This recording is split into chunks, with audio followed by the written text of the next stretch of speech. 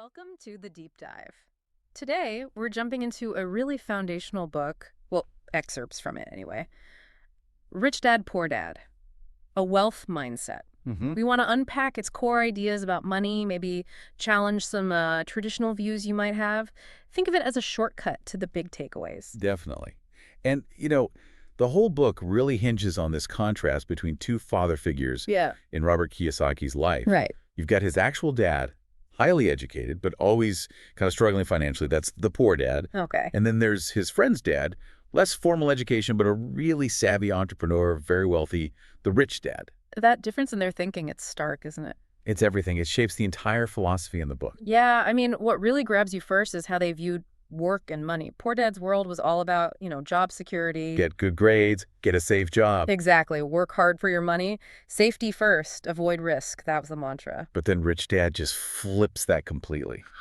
His focus, Yeah. financial education, Yeah. real world stuff. Making money work for you. Precisely. Thinking like an owner, like an entrepreneur, he actually advocated for taking calculated risks. Calculated risks. And that's where you get this idea of the scarcity mindset versus the abundance mindset. Poor dad fearing lack, rich dad seeing opportunity. Okay, let's dig into maybe the most famous concept from the book. Assets versus liabilities. This is huge for a lot of readers. It really is. The book defines an asset super simply. It's something that puts money in your pocket. Right. Like investments, maybe rental properties, businesses that generate income without you necessarily being there all the time. And liabilities, they do the opposite. They take money out of your pocket. Things like car loans, credit card debt, and controversially, sometimes even your own house, if it's just costing you money, mortgage, taxes, upkeep, and not bringing anything in. That's the one that trips people up, isn't it? The house idea. It is, because we're often taught your house is your biggest asset. But the book argues, well, if it's just draining cash flow month after month, how is it an asset in that sense? It's a major mindset shift. And that connects to another point, this idea of working for knowledge, not just for money. Learning skills. Yeah. Rich Dad encouraged Kiyosaki to, learn by doing. Start a small venture, make some investments, even small ones. Learn the game rather than just collect a paycheck. It's about building capability, building that financial intelligence. Right. Which ties directly into the ultimate goal, financial independence. Getting out of the rat race. Exactly. Building up those passive income streams you mentioned, rentals, maybe dividends, royalties.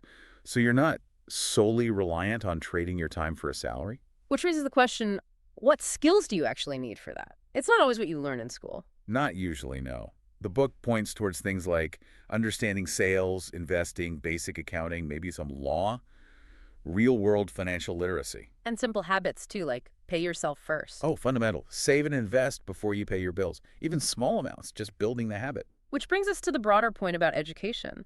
The book is pretty critical of the traditional system in some ways.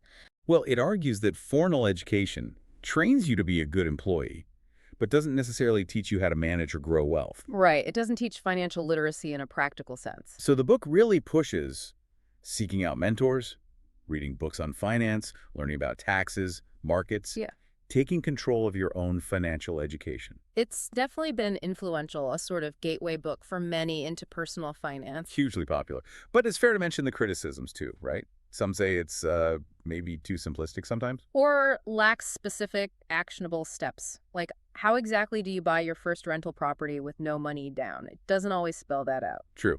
It's more about the mindset, the philosophy, rather than a detailed how-to investment guide. It's about how to think, not what specific stock to pick.